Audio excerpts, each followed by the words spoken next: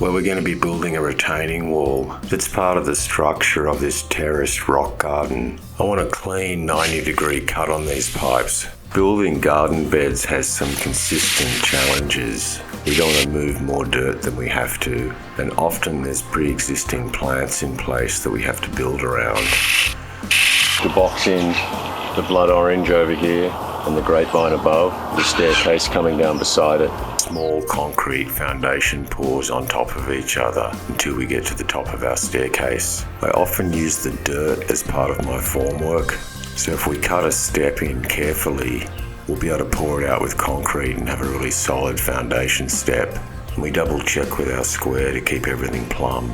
We're constructing this natural stone wall section to get the bottom of this wall started.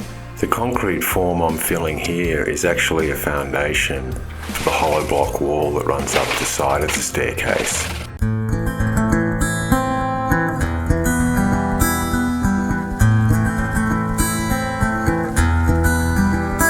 Lay your head upon my shoulder, shut off your thoughts and clear your mind.